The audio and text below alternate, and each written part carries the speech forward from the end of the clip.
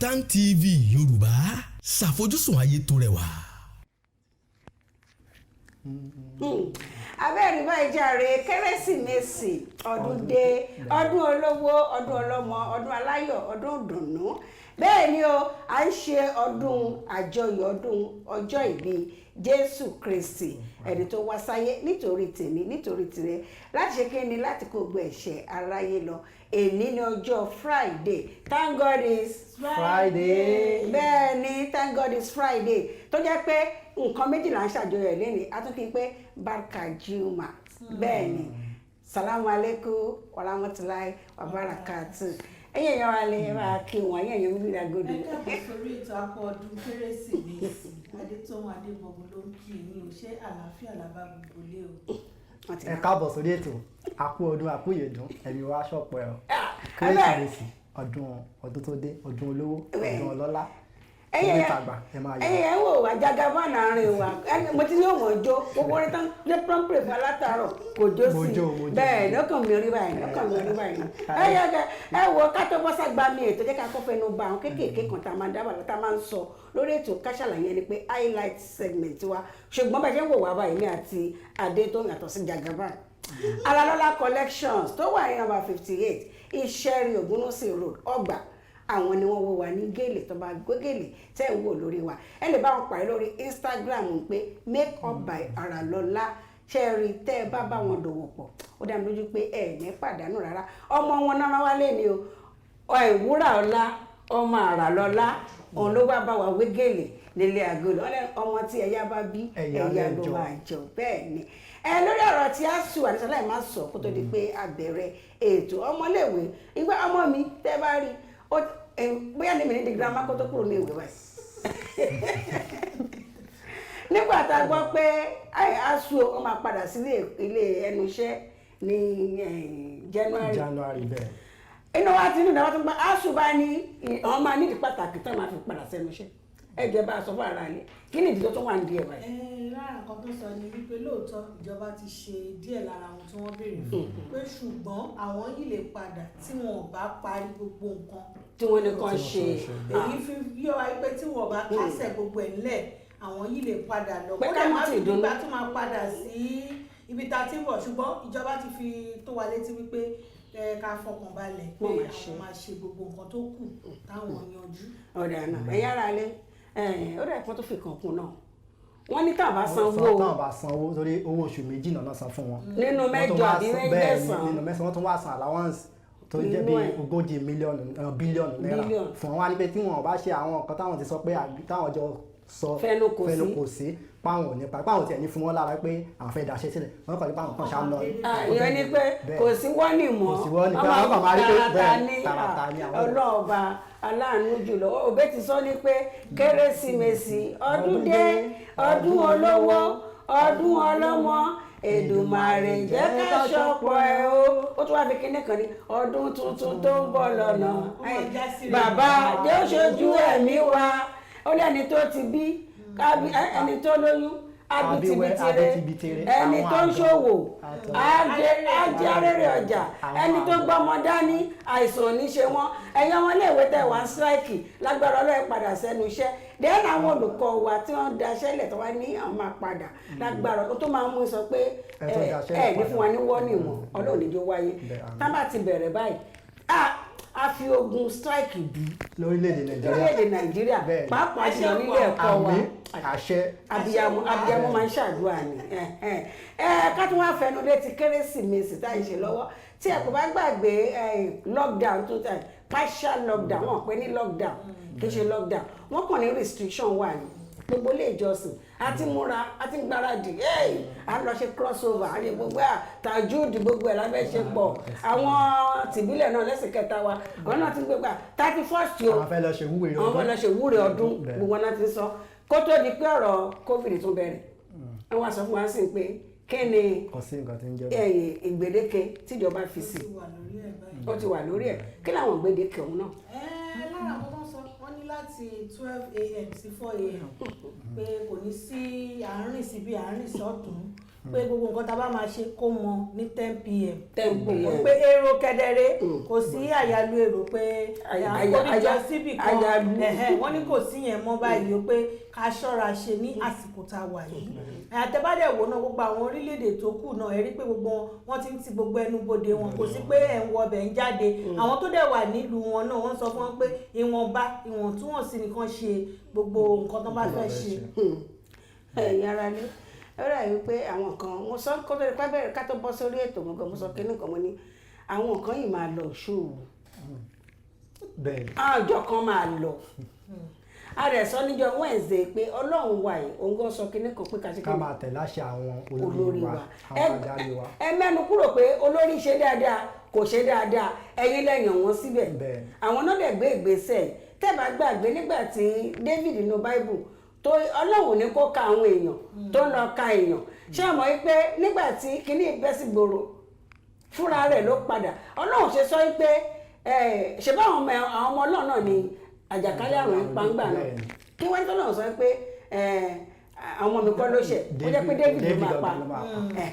ẹ jẹ́ ká gbìyànjú ẹ má jẹ́ ká máa túmọ̀ ẹlẹ́tẹ̀lé ìwé mímọ́ Ọlọ́run ká tó wá máa ṣe tiwa àwọn kan yìí máa lọ ṣòro ọjọ́ bá máa lọ wọn ní kẹ́ máa lọ ìyẹn ti crossover wọn ní kẹ́ máa lọ tẹ́ ẹ bá ti ní kọjá 50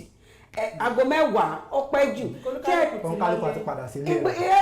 èmi máa ń sọ kinní kan bí àwàdà pé tí wòlíì mi àbí pásítọ̀ chọ́ọ̀chì kan ti ń bá lọ kí chọ́ọ̀chì mi tọ́lá máa keep to time ní chọ́ọ̀chì tiwa tí pásítọ̀ chọ́ọ̀chì kan tó bá pè mí tọ́lá máa yanjú ọ̀rọ̀ kan kiri ń gbà mí tó bá ní 8 to 10 ní sáfíìsì òun tí n bá wà ń bẹ̀ ní 8 to 10 10 tó pé yẹn tí ò ti parí máa gbígbé lè mi ni ọ̀rọ̀ pẹ́ mi ò tú mi lè ò sí ń bẹ̀ tó bá pé ẹ̀mí ò tún pásítọ̀ ẹlẹ́ ní 10 o'clock tó dẹ̀ mọ̀ pé máa lù fún ìjọba ẹ má sọ ìjọ lẹ́nu ẹ má sọ pásítọ̀ lẹ́nu tẹ́ ẹ bá ń lọ ẹ má ní pé wọ́n lè mú yín tẹ́ ẹ bá mú yín kọ́ kí lè fẹ́ sọ. orúkọ ìjọ náà ńkọ́ ṣé wọ́n fẹ́ gbé orúkọ ìjọ yẹn láwùgẹ ni àbí wọ́n fẹ́ bẹ̀ mọ́lẹ̀ ìyẹn náà kọ́ wò yẹn náà ẹ tó bá dẹ̀ ṣàfojúdi ìjọba ti sọ nǹkan tó máa ṣe gbogbo kẹ́dẹ̀ wá wò gbogbo àwọn yàtọ̀ sí Lagos State gbogbo àwọn tó kù àwọn state tó kù gbogbo wọn pátá nǹkan tí gbogbo wọn tẹnu mọ́ nìyẹn tó tá bá rí ẹni tó bá lọ rú òfin báyìí tó lọ ṣàfojúdi nǹkan tó bá dẹ̀ rí kó fara mọ́ lágbára ọdún ayọ̀ la máa ṣe ìbáwọ́ tá a pa àní fi rojọ́ àní fi wo àìsàn àní fi ṣèdààmú kankan lórí yálà lórí ọmọ ni àbí lórí ọkọ àbí lórí ìyàwó lágbára Ọlọ́run ìwọ̀ntúnwọ̀nsì báyìí òun náà ní kí ẹ jẹ́ ká ṣe àti mú ẹnu bá yẹn Christmas is on the air yes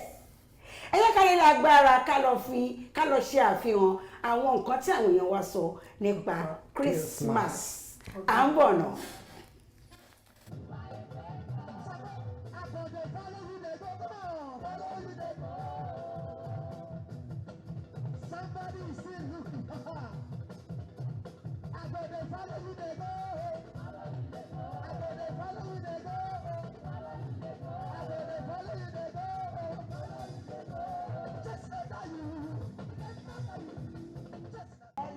a bá ń sọ̀rọ̀ nípa àjọyọ̀ kérésìmesì ohun ìdùnnú nínú wọn ayọ̀ ni bí bíbélì ṣe sọ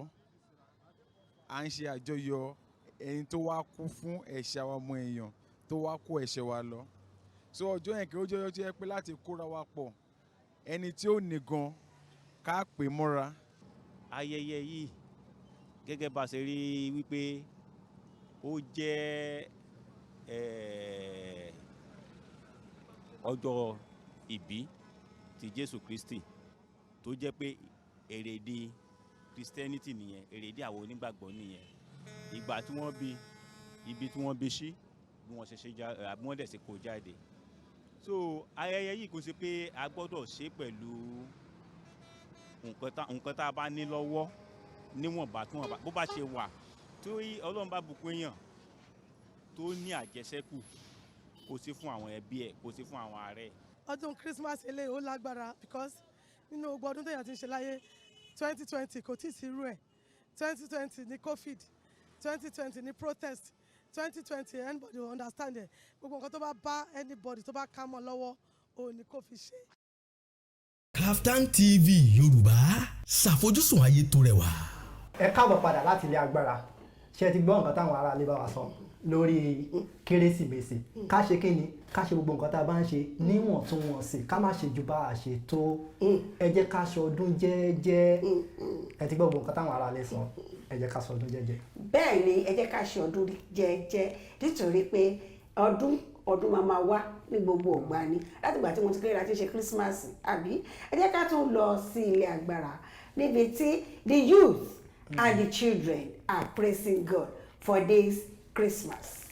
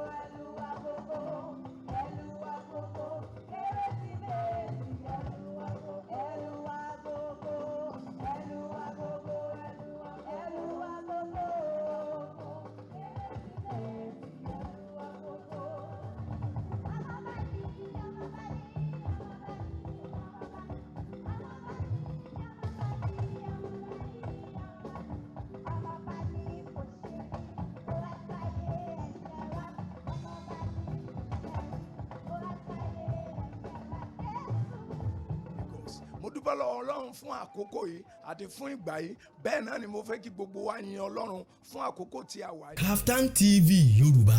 ṣàfojúsùn ayé tó rẹwà. ẹ ti rí bí àwọn ọ̀dọ́ àti àwọn ọmọdé ṣe ń yin Ọlọ́run ní àsìkò kérésìmesì èyí fi yé wa wípé gbogbo wa la ní láti máa yin Olúwa ní àsìkò yìí ká máa dúpẹ́ ẹ̀mí ká máa dúpẹ́ wípé a wà lálàáfíà àti wípé Ọlọ́run pa wá mọ́ láti gbogbo ohun tó ti bẹ̀ láti ọdún yìí ẹ jẹ́ kí a máa yin Ọlọ́run ká dẹ̀ máa kọ́ àwọn ọmọ wa náà bọ́n ṣe ń gbé Olúwa ga. bẹ́ẹ̀ ni bí àwọn ọmọdé ṣe ń gbé Olúwa ga ọ̀rọ̀ ìyànjú tún wá láti ẹnu olùṣọ́ àgùntàn ilé ìjọsìn bí táwọn ọmọ yìí ti ń kọrin olùṣọ́ àgùntàn wọn àti adarí àwọn ọkọ̀ that is main coordinator and the pastor in charge of that church ẹ jẹ́ ká gbọ́ látẹnu wọn. àti fún ìgbà yìí bẹ́ẹ̀ náà ni mo fẹ́ kí gbogbo wa yin Ọlọ́run fún àkókò tí a wà yìí nítorí pé Ọlọ́run fi aráyé tó bẹ́ẹ̀ gẹ́ tó fi ọmọ bíbí rẹ̀ kan ṣoṣo fún wa èyí náà ló mú kí inú wa dùn lónìí nítorí pé Ọlọ́run ṣíwé ìrántí kan aráyé láti ra ọmọ ènìyàn padà kúrò nínú ègbé àti ìparun Sátánì nípa ọmọ yìí náà ni ẹnìkọ̀ọ̀kan wá di ààyè tá a sì di alágbára nínú ayé Ọlọ́run sọ wá di ẹni Ọlọ́run fẹ́ wa Ọlọ́run sì fà wá mọ́ra ó sì fún wa ní Jésù yìí nípa eléyìí òun náà la di aṣẹ́gun nínú ayé òun náà la di ẹni ìwòsàn nínú ayé òun náà la di ẹni ìtùnú nínú ayé nípa Jésù Kristi ti Násárẹ́tì òun náà la rí pé ayọ̀ tó ti sọnù nínú ẹ̀dá Ọlọ́run dá padà fún ìdí eléyìí mo fẹ́ kí a rí àkókò yìí gẹ́gẹ́ bí àkókò láti fi ayé wa fún Jésù ní ẹ̀kan sí àwa tá a ti fi ayé wa fún Jésù tàbí àwa tá a ti fi ayé wa fún Jésù tí a ti sáko nítorí pé ìgbẹ̀yìn ayé ó ti padà dé ẹ má jẹ́ kí ìjì ayé tó ń ṣẹlẹ̀ ní àkókò yìí tàbí wàásù nípa Jésù Kristi ó padà bọ̀ wá mọ́ èyí tá à ń gbọ́ ẹ má jẹ́ kó gbà yín lọ ọjọ́ kan bọ̀ Jésù Kristi náà tí a ń ṣe ìbí rẹ̀ ní òní yóò tó padà wá sínú ayé bí Ọlọ́run bá fa bíbọ̀ rẹ̀ sẹ́yìn tí ọdún tó ń bọ̀ yóò ṣojú èmi àti ẹ̀yin á dára fún yín lórúkọ Jésù. Ohun tá à ń ṣe lónìí ò ní pé à ń rántí ọjọ́ ìbí ọjọ́ tí a bí Jésù ọjọ́ ìbí Jésù ni à ń rántí ọjọ́ yìí dẹ̀ jẹ́ ọjọ́ tó ṣe pàtàkì nínú ayé ọmọ ẹ̀dá a gbọ́dọ̀ fi ara wa jì fún iṣẹ́ Ọlọ́run láti rí i pé ìṣe wa ìwà wa gbogbo tá a bá ń ṣe ó jẹ́ ohun tó máa mú àwọn ènìyàn dé ìjọba ọ̀run ìyàwó gbọ́dọ̀ tẹríba fún ọkọ gbọ́dọ̀ ṣe kí ni ó gbọ́dọ̀ fẹ́ràn ìyàwó gbogbo ẹ̀ jùlọ ó dá lórí pé a gbọ́dọ̀ fẹ́ràn ara wa tẹ́ bá wo Jésù nígbà ayé wọn Jésù ń lọ akiriṣore ni Jésù so ó mì pé ọjọ́ òbí tá à ń ṣe ó kọjá pé ká ṣe ráìsì nílé ká ṣe ẹran ká máa jẹ nílé wa a gbọ́dọ̀ ṣe kí ni a gbọ́dọ̀ fi tọrẹ ká fi fún ni ká wo àwọn tí ò ní ká fún aláìní ká ràn wọ́n lọ́wọ́ àwọn kan tí ọjọ́ pẹ̀lú ìdùnnú pẹ̀lú nídùn kí a ràn wọ́n lọ́wọ́ àwọn tí ọjọ́ ìdálé lórí nìyẹn. Bẹ́ẹ̀ gbọ́ báyìí ọ̀rọ̀ ìyànjú láti orí pẹpẹ látòrí ìtẹ̀mímọ́ Elédùmarè ẹ̀ ti gbọ́ mo fẹ́ kí n dàbí Jésù bẹ́ẹ̀ ni nítorí ìwà pẹ̀lẹ́ tó ní àkókò tá a wà ẹ má fi ṣe àkókò pé ìmọ̀tara ẹni nìkan ọlọ́dẹ̀ tó wá tún ṣe báyìí COVID-19 ó wà ń gbòòrò palliative gbogbo ẹ̀tẹ́ tí kó pamọ́ ẹ̀ kó jáde àtẹ̀yìn ìjọba ẹ̀ kó palliative jáde o nítorí ìjọ ẹgbọ́n ohun tí ẹ̀mí ń wí wọ́n ní pé àkókò ìfẹ́ ní àwàyí àkókò ìfifúnni ká tọrẹ láti inú wá kí ìrẹ̀lẹ̀ kó wà kí ìfẹ́ kó wà kí ayọ̀ kó wà ìyẹn láti ẹnu Prophet Joseph Taiwo Ọláníyan tó jẹ́ olùṣọ́ àgùntàn àgbà fún ìjọ Christ Liberation Christian Center.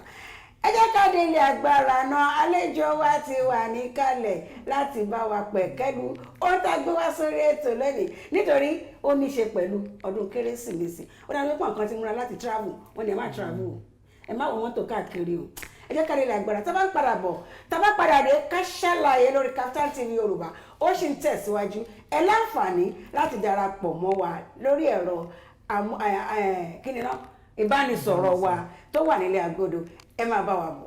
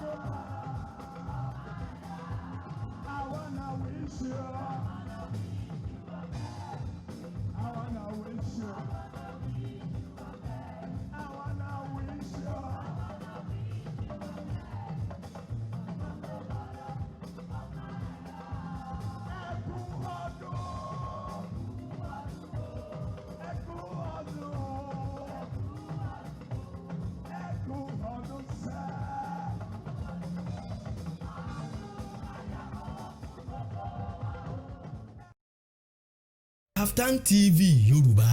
ṣàfojúsùn ayé tó rẹwà. Abẹ́rẹ́ báyìí ọmọ tó wà ní agodo ló ń pa mí lẹ́rìn níbi tí wà torí pé ọdún ayọ̀ ọdún dùnú là ń ṣe lọ́wọ́ ọ̀nà láti wá wà ní ààbò ní ìpamọ́ láì léwu òun ló jẹ́ ká gbé adarí àwọn àjọ ẹ̀ṣọ́ aláàbò lójú pópó adarí wọn ní ìpínlẹ̀ Èkó àgbẹ̀ wọn wá sórí ètò ẹni bọ̀ láti rí wọn ẹnu iṣẹ́ náà wà àwọn ọmọdún o àti ní ìyá àti kírísímàsì wọn ò mọdún ẹ lè darapọ̀ tẹ́ bá ní ìbéèrè ẹ darapọ̀ mọ́ wa lórí ètò lórí 09132176826 tàbí 08115830288 kì í ṣe Christmas goodie number ni mo pè o nọ́mbà tí mo pè é ní máa fi béèrè lọ́wọ́ wọn nítorí pé ní ọdún yìí àwọn àjọ ẹ̀ṣọ́ aláàbò wọ́n ní ìfojúsùn ayé tó rẹwà ìgbé ayé tó nítumọ̀ fún ẹ̀yin tẹ́ ń lo ojú pópó mi ò tí ì ní mọ́tò ìmọ̀yọ̀ pé ẹ̀yin tẹ́ ń lò mí tí ì ní mọ́tò tèmi ò tí ì kún bàbá wa ẹ bá wa kí wọn nílé kẹdárúkọ yín fún wọn lẹ́kùnrẹ́rẹ́. mo kí ẹ̀yin ará ilé o mo kí wa pé a kú ọdún kérésì o ọdún náà á tún ṣe mí o orúkọ mi ni kọ́mándà Olúṣẹ́gun Ògúngbémidé tó jẹ́ olùdarí àjọ ẹ̀ṣọ́ Federal Road Safety Corps ti ìpínlẹ̀ Èkó. ẹ ti gbọ́ ọlẹ́nu oníkan báyìí láti gbọ́ kí ni pọ́n ohun tí a fẹ́ gbé yẹ̀wò nípa àkórí wọn ni pọ́n ní drive safe stay safe campaign ìpolongo nípa wíwa ọkọ̀ láì léwu ká lè gbé ìgbé ayé ìrọ̀rùn àti àlàáfíà àti ẹ̀mí tó gùn ó ní ọ̀rọ̀ tí wọ́n fojú sùn nípa ìpolongo wọn fún ti ọdún yìí. Tí ẹ kò bá gbàgbé, ojú pópó wa kò fi bẹ́ẹ̀ sí ààbò tó pọ̀ lọ títí láti ìpínlẹ̀ Èkó dé Òkè Ọ̀yà ni. Ó tiẹ̀ ṣe láìpẹ́ yìí àwọn ìpínlẹ̀ Borno wọ́n jọ ní àjọṣepọ̀ pẹ̀lú àwọn National Emergency Management àbí National Emergency Management Agency. Wọ́n ní àjọṣepọ̀ pẹ̀lú wọn tó ní pé Igua tí mi bá parọ́ bẹ́ẹ̀ ni wọ́n gbé kalẹ̀. Àwọn tẹ̀kọ́ náà wọ́n ní nǹkan tán láfojúsùn lé lórí láti ìpínlẹ̀ Èkó dé Òkè Ọ̀yà débi gbogbo. Òun náà ní àfojúsùn fún àwa gbé wọn wá bàbá wa nípa ohun tí ẹ kọ́kọ́ fi ṣe àfojúsùn jẹ́ ká bẹ̀rẹ̀ láti bẹ̀. Tẹ́ bá wo bí àfojúsùn wa ṣe rí, ó ní drive safe, ẹ wakọ̀ pẹ̀lú ààbò and stay safe, kẹgbẹ́ ìgbé àìléwu. Nǹkan méjì ní àpapọ̀. Tẹ́ bá wo ìbẹ̀rẹ̀ ọdún yìí, gbogbo ẹ lọ yà ẹ̀kan náà ọ̀rọ̀ COVID-19 bá dé. Oṣù 5 náà la nínú ọdún. Ló bá dé. A wá wò ó pé tá bá wo àwọn ẹ̀ka ìjọba tí ó mú ìlú dúró, a rí pé transportation òun ni ẹ̀ka tó lè mú kí COVID-19 kó tàn kíákíá. Ẹ bá wò pé ibo náà ni COVID-19 ti wá, àti lóòkè ni ẹjọ bàálù lẹni tó mú wá fi wọ̀lú yìí, ó wá jù sọ́dọ̀ wá ń bí àwa fúnra wa, àwa máa fi ọ̀nà orílẹ̀ ọkọ̀ a máa fi jù káàkiri. Òun ló jẹ́ kí àwọn ẹ̀jọ pópó ìjọba àpapọ̀ ní ẹ̀jọ́ bàbá ṣe ń wakọ̀ tá à ń ṣe ààbò ká tún máa wo ti COVID-19 yìí o. Òun la ṣe ń bẹ̀bẹ̀ pé drive safe o, stay safe, ẹ lo ìbomú yín. Ìjókòó wa yìí ẹ rí pé àsùnmọ́ra wa báyìí, kò sí bí kinní ọ̀hún ṣe jábọ́ ilé dọ́dọ̀ mi. Kò lè dọ́dọ̀ tèmi náà. So tẹ́ bá ti wà nú ọkọ̀, ẹ jẹ́ ká fúnra wa láàyè, káàdẹ̀ tó wọkọ̀ yìí ká fọwọ́ wa. Ká tó wọkọ̀. Bẹ́ẹ̀ ni tẹ́ bá lọ gbogbo ilé ibi tí wọ́n ti ń wakọ̀ báyìí, ẹ rí omi ń bẹ̀, ẹ rí sanitizer ń bẹ̀. Tó bá dẹ̀ ti wọlé kò bomú ẹ̀, wọ́n jókòó lọ́tọ̀. Ìjọba tún wá pa lófin pé gbogbo àwọn tó yẹ kó wà nú ọkọ̀ wọn gbọ́dọ̀ du ìdá 2 àwọn yẹ tó wà bẹ́ẹ̀ tẹ́lẹ̀ lọ. So bàbá ṣe ń ṣe ohun tó tọ́ lójú pópó nípa ìwà ọkọ̀, ká tún ṣe ohun tó tọ́ nípa COVID-19 protocol. Ìpínlẹ̀ Èkó la wà. Mo rántí pé ńgbà kan tí mo láǹfààní láti ṣe ìfọ̀rọ̀wánilẹ́nuwò pẹ̀lú sector commander gbà kó àpọ́n wà ń bá dọ̀ngbà yẹn Káyọ̀dé Ọlágúnjú nígbà yẹn. Wọ́n sọ nǹkan kan nípa ó ní Èkó is a very peculiar case. Èkó yàtọ̀ nípa tẹ́ ẹ sọ yìí. Tẹ́mi fi dé ibi èmi ò rí bí ìwakọ̀ kankan, gáràjì tí omi ìfọwọ́ àbí sanitizer wà nù ẹ̀ káàtì má sọnù mọ́tò gangan. Wọ́n ní kọ́ máa gbé 5 tó ń gbé 7 ẹ̀ ló gbé kò dín ó pé pérépéré. Ìyẹn ẹ̀kọ́ ẹ má bàa ṣàlẹ́ ọ̀nà ìbáwí fún yẹn ẹ má bá wa mójútó. Ipe ẹ ṣàlàyé àwọn aráyé fẹ́ mọ̀ torí ètò yìí ká ṣàlàyé ni. Wọ́n dẹ̀ ń bú ẹ̀yin àjọ ojú pópó ẹ̀ṣọ́ ojú pópó wọ́n bú yín ipe tá bá ti ṣe bàbá kẹpẹ́ ní ìfẹ́ sọ púpọ̀ ẹni kan máa lọ kán mọ́ lọ sòsí. ìyẹn láàrin Èkó àti ìsọ ti interstate. Ṣe rí ọlọ́màjà rí ohun tó máa fọwọ́ aago wa sẹ́yìn. Ṣe rí ibi tá a bá ṣe dé kí EndSARS protest kó tó wọlé ó máa wọ́n ní lẹ́kọ̀ọ́. Àtọ́nbá lọ́mọ ọmọ ọ̀hún gẹ̀ẹ́tì ẹ̀ ibẹ̀ lábẹ́ ṣe Èkó àwọn ẹ̀ obìnrin fẹ́ lọ bí tó ń lọ bó ṣe wù kí tráfíkì heavy tó wá ṣáàdé nírọ̀wọ́ ọ̀rọ̀sẹ̀. Ìgbà EndSARS wá dé wọ́n mú gbogbo ẹ̀ wọ́n dàrú. Ṣe rí bí gbòòrò ṣe rí báyìí. Èrò ọkàn àwọn èèyàn ni pé kò sófin mọ́. Mo gbé òṣùbà fún ọ̀gá wa gómìnà wa Sanwó-Olú Babájídé fún ṣẹ́rí láti bí ọ̀sẹ̀ 4 sẹ́yìn bá ìjà ni. Gbogbo ibi tí ìjọba ní káwọn ọlọ́kadà máa wà gbogbo ẹ̀ ni wọ́n wà. Gbogbo àwọn ẹfọwọ́ yín ní ilé ìwakọ̀ wọ́n ti mú bọ́kẹ̀tì wọ́n ti sọnù. Gbogbo ẹbomú yín ṣe bẹ́yìn náà rí gbòòrò ó wá dàbí pé kò sófin mọ́. Ẹ dẹ̀ rí nǹkan tí wọ́n fojú àwọn agbófinró wọ́n fi wọ́n rí nígbà tán lómi lára tán lẹ́jẹ̀ tán léèyàn náà lé. Ọwá ń padà bọ̀ wọ́n wá dá wa padà sí ìrìn ọdún 10 sẹ́yìn. Òun ni ìjà tá à ń jà láti padà yìí pé òfin kí sanity tó yìnbọn ń pè ní sanity kó padà sílùú. So gbogbo nǹkan tẹ́lẹ̀ rí tẹ̀ ń bọ̀ yẹn purọ́ bọ̀ polongo ni wọ́n ní gandandan báyìí là ń dífá àdìtí rí nǹkan tí ó ti dálẹ̀ fún wa rí bí COVID-19 bó ṣe ń jù sókè tó ń jù sókè ìyẹn ń sọ fún àwọn èèyàn pé ìjọba ò ṣeré ìjọba fún àǹfààní ara wọn ni. So àwọn tẹ́ rí yẹn mo ti sọ fáwọn èèyàn lórí èkó kan tí mo wà lánàá mo ní ẹni tó bá fojú di òfin ìjọba ìwọ tó jẹ́ awakọ̀ tó fẹ́ lọ wọkọ̀ tó lọ síbẹ̀ tó ń rún ẹ̀mí rò táwọn ọmọ mi bá ọkọ̀ ìlọ́nà tán bá já ẹlẹ̀ má bínú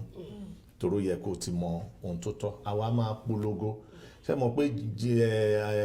ìjà kọ́ ni wọ́n fi ń sọ̀rọ̀ òfin ẹni tó fi bá ti mú àfi jófin so a máa sọ fún wọn pé nǹkan tó fi ń sọ̀rí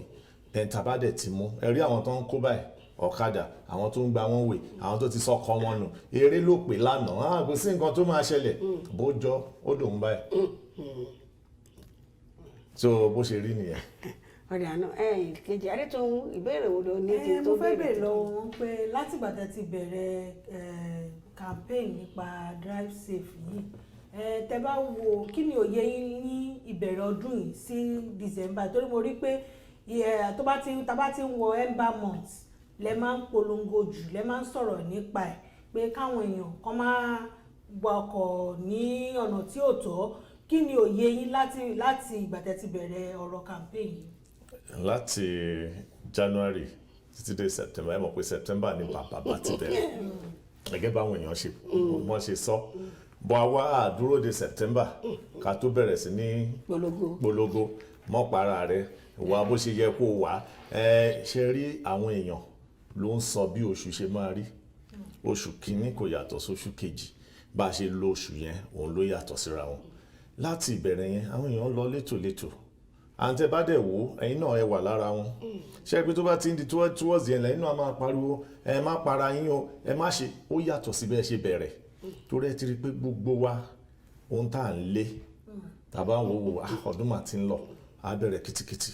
àwọn awakọ̀ èrò owó yẹn kò tó à ń gbogbo wa náà tá a bá ṣègbéyàwó December a ṣe ìṣílé ilé mi mo gbọ́dọ̀ kó sí December ọkọ̀ mi mo gbọ́dọ̀ rà ní December àwọn tó fẹ́ ṣe program oríṣiríṣi December àwọn tó wà ní outside the country náà wọ́n fẹ́ wálé ní December ìgboro wa kún àǹtí ìgboro bá ti kún ṣe mọ̀ wọ́lùwọ́lù á wà àtẹ̀ntó mọ̀ wà àtẹ̀ntí ò mọ̀ wà ó di gbòà tí wọ́lùwọ́lù bá dẹ̀ ti wà ìjàmbá ọkọ̀ la máa rí òun làwa fi máa ń tú pariwo yàtọ̀ sí bá a ṣe bẹ̀rẹ̀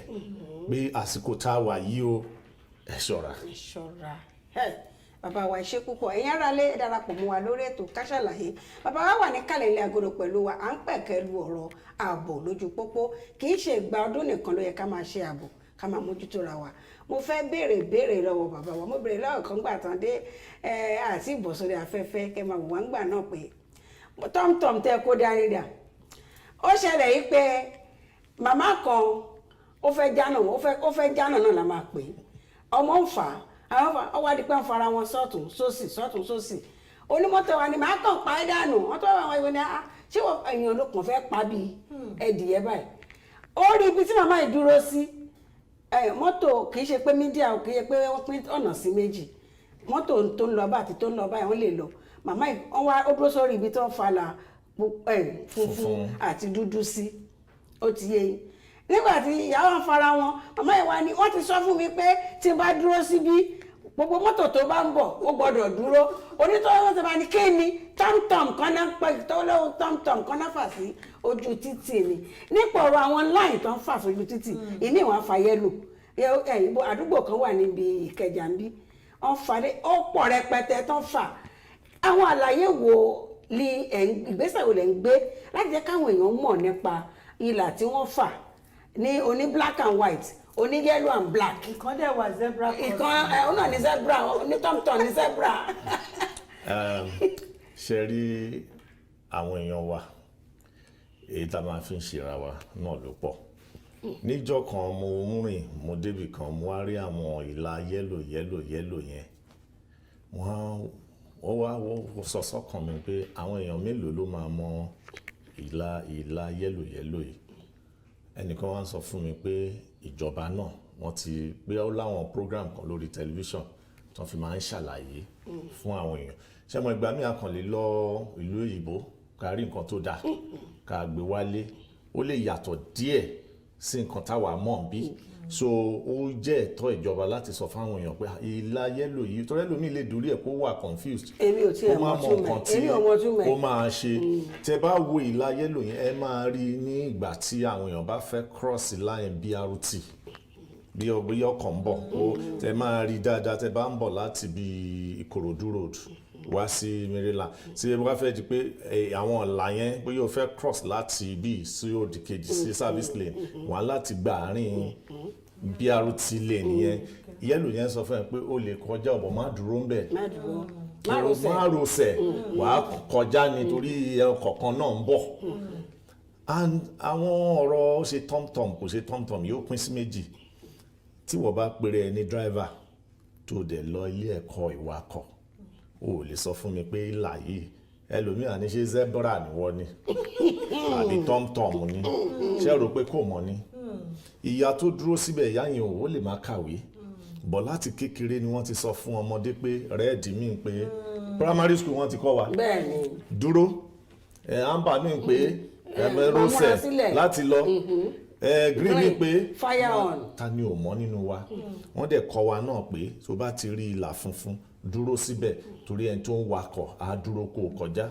wọ́n dẹ̀ tún sọ fún wa náà pé tó bá fẹ́ sọdá kó wọ̀tún kó wòsì kó tún kọjá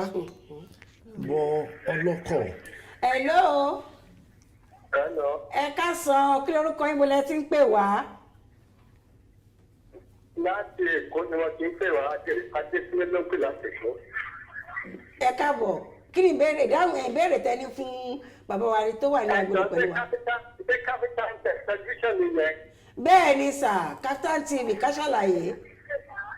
Adékúnlé ló ń sọ̀rọ̀ láti Èkó. ẹ káàbọ̀. hello. kí ni ìbéèrè tẹ́ni fún wa.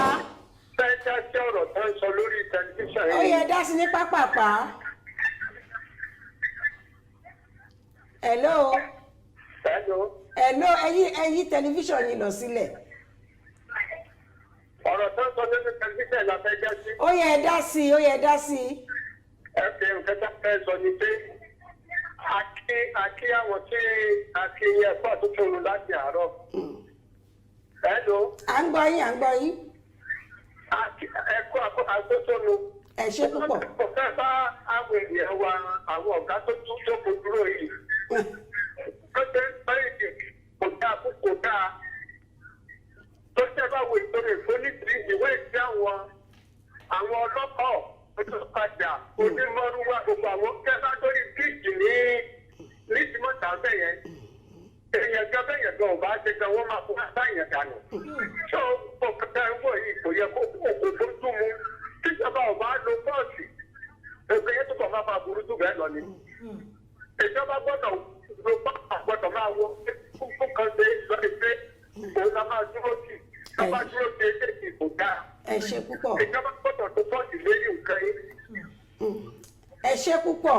wọ́n ti gbọ́ wọ́n ní pé ìjọba gbọ́dọ̀ lo ipá láti fi jẹ́ kí òfin kó fẹsẹ̀ múlẹ̀ mi mọ̀ bóyá bàbá wa náà faramọ́ nǹkan tí wọ́n sọ yìí ṣùgbọ́n kẹ́ tó dáhùn ẹ jẹ́ kí n fi lè kún ǹjẹ́ ìbáṣepọ̀ tó dánmọ́rán ó wà láàárín ẹ̀yin àti àwọn ẹ̀ṣọ́ ojú pópó àti ààbò yòókù pẹ̀lú ìbéèrè tí bàbá wa tí ò bá sí ìbáṣepọ̀ tó dánmọ́rán mi ò rò pé a máa wà níbi tá a wà lénìí torí pé àwa àgbébọn LASTMA ò gbébọn adẹ̀ láti bá. ẹ bá a ní sọ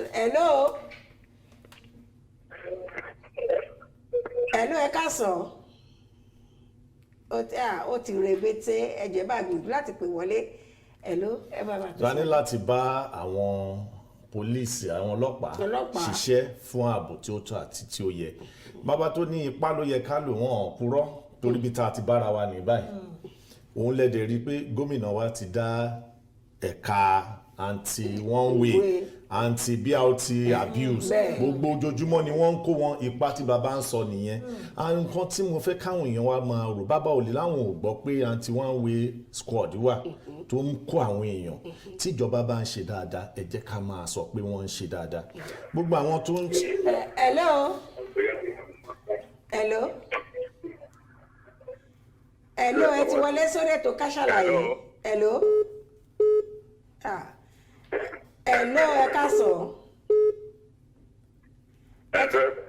ẹ káàsán ẹ ti wọlé sórí ètò Ká Sálàyé. orúkọ tèmi kọmi Lukman láti Abẹ́òkúta. ẹ káàbọ̀ sórí ètò kí ni ìbéèrè yìí. ẹ bá kí àwọn ọ̀gá àjọ ojú pópó ìyẹn road safety commander. ìbéèrè tí mi fẹ́ béèrè kì í ṣe ìbéèrè ṣùgbọ́n àkíyèsí ni tó fi jẹ́ pé ní ọ̀pọ̀ ìgbàǹgbà míì bí àwọn ọmọ wọn bóyá ẹnìkan bóyá wọ́n ti mú wọ́n wá bí ẹnìyẹn wá sá lọ ọ̀pọ̀ ìgbà ló máa ń jẹ́ pé wọ́n máa ń le wọ́n máa fi mọ́tò le tó yẹ pé at the end of the day ó tún lè fa accident kò tún wá ní jẹ́ accident ẹni tó ń lé àtàwọn gan fúnra wọn á tún wá jẹ́ accident pẹ̀lú àwọn ẹlòmíì kí ni nǹkan táwọn ojú òwòye wọn wípé ẹni tó bá ti mọ bóyá ó sá lọ ní o àbí bóyá ó rí wọn látọ̀ọ̀kan ó fẹ́ sá ẹgbẹ́ ìgbà míì gan ó máa rí wọn látọ̀ọ̀kan ẹlòmíì á rí wọn látọ̀ọ̀kan ó máa sá àwọn àdẹ̀gbẹ́ mọ́tò wọn á dẹ̀ múlé ṣé àwọn ọ̀nà kan wà tó lè lò tó jẹ́ pé wọn ò nídìí àti máa lé àwọn èèyàn àbí nǹkan kọ́ bá sọ nípa eléyìí àbẹ́mọ̀ ẹ ṣé púpọ̀. ẹ ṣé gan sa ká máa sọ bí wọ́n ṣe ń béèrè bàbá sọ wọ́n rí sọ ṣe rí àwọn ọmọ wa tẹ bá rí tó ń lé àwọn èèyàn lójú pópó kò sẹ́ni tó rí wọn tó rán wọn o torí ní àtẹ̀yìnwá bá a ṣe ń ṣe nìyẹn tó jẹ́ pé oríṣiríṣi jàǹbá àwọn ẹ̀rọ ayélujára ó ti sọ ìlú dẹ̀rọ̀ àṣejù òun ló máa jẹ́ kí ọkọ̀ tó bá ṣẹ̀pọ̀n máa lé ẹ jẹ́ fún yín ní nǹkan kan tó ṣẹlẹ̀ lórí 3rd Mainland Bridge mò ń lọ bí ọkọ̀ yìí mo fẹ́ wọlé ó bá kó sí mi wájú nǹkan tó ń ṣe ní ìsìn nìyẹn láti tọ́ wa ó bá kó sí mi wájú ó bá kọjú sẹ́gbẹ̀ẹ́ ó ti wà wàkúwà mi ò dẹ̀ sọ fún mi ò sọ̀rọ̀ mo dẹ̀ ní kán bá mi gẹ́ẹ̀tì nọ́mbà ẹ̀ mo dẹ̀ tẹ nọ́mbà ẹ̀ pàpàpàpà ọkọ̀ èrò kọ́ ọkọ̀ àdáni ó kó àwọn èèyàn bíi méjì mo dẹ̀ tẹ nọ́mbà ẹ̀ pàpàpàpà orúkọ àtẹni tó ní mọ́tò gbogbo ẹ̀ jáde àti fóònù nọ́mbà ẹ̀ mo dẹ̀ pé mo ní ẹjọ́ ibo lọ́kọ yín wà ó ní mo fi rán àbúrò mi iṣẹ́ ni ó lé wọn lọ mo ló káwọn àfáà kan ó ní bẹ́ẹ̀ ni ó káwọn àfáà kan mo ní ó wa ìwàkuwà fọkàn mi ó ní bàbá mi ẹjọ́ torí Ọlọ́run ẹjọ́ ń pe olórí burúkú rẹ̀ ń sìn ó wà lẹ́gbẹ̀ẹ́ mi nígbà tẹ́ni tó ní mọ́tò ó pè àfáà yẹn ló gbé ó ṣe lanu ni kò lè wo ẹgbẹ́ mi mọ́tò ló wà lẹ́gbẹ̀ẹ́ mi ó yà lẹ́nu pé báwo ló ṣe ibo ló ti bẹ̀rẹ̀ ibo wọ́n ti mọ ẹni tó ní mọ́tò kí ló dé tá a wà máa lé ọkọ̀ ń di mọ́tò àwọn ọmọ tó yí òye bóyá ó ní nǹkan kan tó wọ́n àwọn lọ́kàn kò sí wà tó bá mú lé ní wàá mú lọ́la èwo làbúrò fa wàhálà tọwọ́ ẹ̀ ò ní ká kì í ṣe iṣẹ́ tá a rán wọn nìyẹn àná ìmọ̀ye tó yẹ pé wọ́n ń bá sanction fa ìbáwí lọ́wọ́ bí mo ṣe ń bá yín sọ̀rọ̀ lórí ẹ̀. tàbá rẹ̀ tó ṣerú ẹ̀ tàbá lè rí ẹ̀rí tó dájú ó níbi tó yẹ ká fi ìṣọwọ́ sí pé ọmọ yìí ó ṣe nǹkan báyìí. tẹ bá rí ọmọ tó ṣerú ẹ̀ lórí tó bá jẹ́ pé Lagos State yìí ni nọ́mbà olórí olùdarí òun náà ni ẹ dẹ̀ lè wọ ẹ ní ẹ̀ka wa kẹ́ ẹ bẹ̀rẹ̀ pé ẹ fẹ́ rí olórí ibẹ̀. hello ẹ káàsán sà. mo kí olóòtú àti ọ̀gá wa asọ́nà. wọ́n ń gbọ́ yín sà. ẹjọ́ sẹ́rí àwọn àkíyèsí tẹ̀mí kàn fẹ́ pàkíyèsí wọn sí ọ̀nà wípé gbogbo bí wọ́n ṣe ń ṣe Ọlọ́run á máa fún wọn ṣe. ẹlẹ́ẹ̀kejì gbogbo ìwà tí àwọn ọmọ yẹn ń wù àwọn ọmọọṣẹ́ wọn ìwà tí ó dàbí pé bíi jàgídíjàgan nígboro ni torí wípé kí ni kì í ṣe gbogbo ẹ̀ làwọn lè rí àwọn míì náà ń bẹ tó jẹ́ pé wọ́n á wà lórí ààrẹ wọn bọ̀dẹ̀ tí wọ́n bá wò ó yóò dàbí ẹni wípé bóyá wọn ò mọrú ẹni tẹ́nìyẹn náà jẹ́ ọlọ́run elédùmarè kò ní jẹ́ ká ṣiṣẹ́ ṣe. àmín o. àwọn ẹlòmíín bẹ nínú àwọn èèyàn wa tó jẹ́ pé nǹkan ìṣẹ̀ǹbáyé ó wà lára wọn tó sì lòdì sí pé bóyá ó ń wà àti lò ó tí ò rí ọ̀nà tẹ́lẹ̀tẹ́lẹ̀ eléyìí máa ń fúnyàn ní opportunity gbogbo ìwà tí a bá wù ẹ jẹ́ ká ṣe pẹ̀lú inú kan àti ọkàn kan ká sì ṣe pẹ̀lú òtítọ́ kí wọ́n bá wa sọ fún àwọn ọmọ wọn ọlọ́run á máa fún wọn ṣe ọlọ́run níjà ṣiṣẹ́ ṣe o kí lorúkọ yín bọ́lá ti pè òkè ìṣòro oníkálukú ọlọ́run bá aṣọ di pẹ̀tẹ́lẹ̀. àmín. fún gẹ́gẹ́ bí ìmọ̀ràn tèmi nìyẹn ọlọ́run wà pẹ̀lú wa o ẹ ṣé gan ni. ẹ ṣé ìmọ̀ràn náà dẹ̀ pé wọ́n gbà. ìmọ̀ràn wọn yẹn dáa ṣe rí ọ̀nà mẹ́ta níṣẹ́ wa àkọ́kọ́ tí ọkọ̀ bá dàwó sójú ọ̀nà ká gbé kúrò kọ́nà létò ẹ̀kejì ká ṣe public enlightenment ká bára wa sọ̀rọ̀. ẹ̀lọ́ ẹjọ́ ẹ ti bọ́ sórí ètò Ká Sálàyé kí ni ìbéèrè yín ẹ bá wa ṣe ní pápápá. ẹ káàsán kí lorúkọ yín. Ayọ̀dèjì ni láti Kwara ẹ kú ètò. láti Kwara ẹ káàbọ̀ sórí ètò Ká Sálàyé. ọkọ̀ ìṣe wa ọ̀gá fẹ́sì tí màá fẹ́ bá sọ̀rọ̀. ẹ bá wọn sọ̀rọ̀ ní pápápá. à ń gbọ́ yín. Hello. ọ̀gá fẹ́sì tí màá fẹ́ bá sọ̀rọ̀ ẹ̀kú àtúnṣe o. ó dà pé ojú òpó yìí ò fi bẹ́ẹ̀ jágere. Ìjọba wa kó bá ọmọ wọn sọ̀rọ̀ a rí nínú àwọn ọmọ wọn náà bí wọ́n mú àwọn dírẹ́fà kọ̀ọ̀kan pé wọ́n ń mutí àbẹ̀dùn rí nínú àwọn ọmọ wọn náà gan wọ́n mutí wa mọ́tò. a ti gbọ́ yín sà a ti gbọ́ yín ẹ ṣé púpọ̀ ó dàbí pé a fẹ́ fi àyè lẹ̀ fún bàbá wa láti ṣàlàyé wọ́n ti fẹ̀sùn kan àwọn àjọ yín pé àwọn ọmọ yín mú ẹni tó wọ mọ́tò bẹ́ẹ̀ àwọn náà even telephone call àwọn ọmọ yín náà máa rí wọn tó ń gbé ẹ̀rọ ìbásọ̀rọ̀ wọn máa wa mọ́tò wọn máa fi bá wọn sọ̀rọ̀ wọ́n dẹ̀ mú àwọn tí ó bá ṣe irú ẹ̀ṣẹ̀ bẹ́ẹ̀. bẹ́ẹ̀ ni ẹ ṣeun bí bàbá yẹn ṣe sọ̀rọ̀ tí Mútàlá àkọ́kọ́ yẹn ó sọ̀rọ̀ nípa àwọn pé àwọn ọmọ wa wọ́n ní jàgídíjàgan wọ́n lè mú àwọn èèyàn kan wọn ọmọrú èèyàn tó jẹ́ Olúwa nìkan la lágbára Olúwa nìkan la lè wí lè ṣe ètò àṣebẹ́ àwúbẹ́ ẹni tó bá torí pé ó ní agbára láti fi ṣe ìkàfọ́mọ́nì kejì tó lò ó owó yín owó mi ni wọ́n fi gbà mí síṣẹ́ yìí láti ṣe ẹ̀tọ́ ohun mo ṣe ń sọ à ń gbé ọkọ̀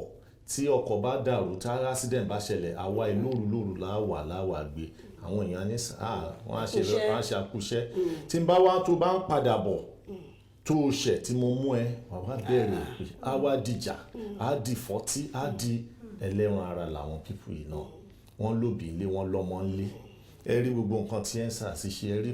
pakúpa ìnà kan náà ẹ rí gbogbo ọkọ̀ 13 ni wọ́n sun ní ọ́fíìsì mi ní ọ́fíìsì mi táwọn yẹn sá àti yẹ́ẹ̀sì tí wọ́n kì náà bọ̀ kí ni ẹ̀ṣẹ̀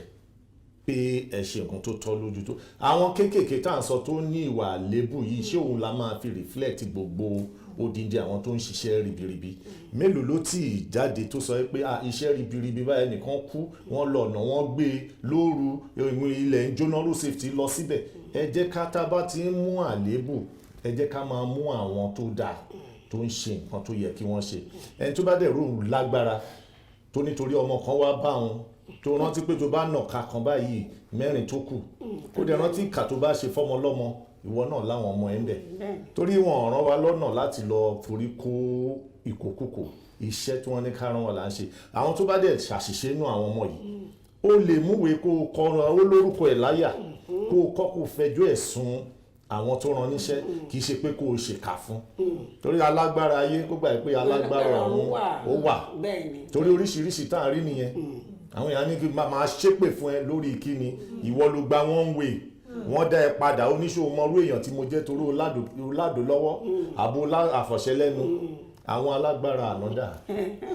so tí ìjọba bá ti ń ṣe nǹkan tó bá jẹ́ pé kà ni wọ́n ṣe fún ẹ ìkà yẹn á bá wọn náà bó tó bá jẹ́ pé orí ẹ̀tọ́ iṣẹ́ wọn ni wọ́n wà olúwa á dáàbò bò wọ́n. bẹ́ẹ̀ ni kókó ọ̀rọ̀ náà ni pé ààbò olúwa á máa dájú lórí gbogbo wa ẹ̀yin ará ilé ẹ má bínú pé ẹ fi bẹ́ẹ̀ ráyè láti bá bàbá wa sọ̀rọ̀ a máa tún gbìyànjú láti gbé wọn ó tiẹ̀ láwọn kọ̀ọ̀kan tí a nílò láti sọ pàápàá jùlọ lórí ọ̀rọ̀ driver's license ìwé ẹ̀tọ́ láti wakọ̀ lójú pópó ó wà ní ìpele ìkan tí mo tún fẹ́ béèrè bóyá ọ̀nà máa fi ṣe ìkásẹ̀ nílẹ̀ tí ẹ bá gbàgbé nígbà tí wọ́n rán aṣojú wọn wá ní oṣù tó kọjá mo béèrè yìí wọ́n dáhùn ṣùgbọ́n àkókò kò fi bẹ́ẹ̀ sí àkókò fún wa bóyá wọ́n á lè bá wa sọ ní ṣókí lónìí nípa àwọn ọkọ̀ tí ó bá bàjẹ́ sójú ọ̀nà táwọn tó bá tún ṣe tí wọ́n bá lọ gbogbo tó fi dé gàgà ojú ọ̀nà wọ́n máa ń kó sílẹ̀ ńbẹ̀ tó ṣe ewu fẹ́lòmíì tó bá bọ̀ ojú wo ni ọ̀nà wo lẹ́ ń gbà láti jẹ́ kí adẹ́kùn lè lójú pópó ní pápápá. ọ̀nà tá a máa gbà náà ni pé ká máa sọ fún wọn torí ṣe mọ̀ pé tó bá jẹ́ pé ọkọ̀ bàjẹ́ nǹkan tó yìnbó ní kàn fi sọ́nà òun ni caution sign torí owó tí wọ́n fi rà wọ́n nígbàgbé ẹ̀ síbẹ̀ ṣùgbọ́n torí wọn ni wọ́n wá lọ já koríko wọ́n gbégi òkúta wọ́n kó sọ́nà tó bá ń lọ wọn ràn yàn mọ́ ṣe bẹ́ẹ̀ rí ọkàn ni ṣe béèyàn ló kó síbẹ̀ kì í ṣe ẹranko èyí la máa sọ fún wọn ní ìwé mímọ́ ní ó ní faith cometh by hearing and hearing the word of God a máa sọ ọlọ́run á jẹ́ kí wọ́n gbọ́ torí ewu tó wà mẹ́sẹ̀ mọ́ ajaja wọn tó rìnrìn alẹ́ tí wọ́n mọ̀ pé wọ́n ti tò nǹkan sọ́nà tó kó sí lójijì ẹlòmíì á fọ́ ẹ́ńjìnì ẹ̀ ẹlòmíì ọkọ̀ á sọ máa sọ̀t lórí nǹkan tó jẹ́ pé bó ṣe ń ṣe tán yẹ kó padà sẹ́yìn kó kí ọ̀nà ọlọ́run a máa fún wa ṣe. àmì ṣé táwọn ẹ̀ṣọ́ yín bá rírun nǹkan báyìí ṣé máa ń palẹ̀ a máa ń lọ pamọ́ ní nǹkan tá a máa ń ṣe nìyẹn. bàbá wa ẹ ṣé púpọ̀ ẹ bá a dágbére kẹ́ wá fún wọn ní ìmọ̀ràn ní ṣókí kẹ́sì lè rí pé ẹ tún padà bọ̀ àṣàlàyé àwọn nǹkan tá a lè rí. ó di dandan wọn ni àwa náà la máa lọ àwa náà láti máa padà wá. láì máa bá yín ṣe rí àsìkò tá a wà yìí àsìkò ẹlẹgẹ́ ni tẹ bá wo ìgboro lánàá iye àwọn ọkọ̀ tó ń jáde orí tó sìn wọ́n lọ á sìn wọ́n padà láyọ̀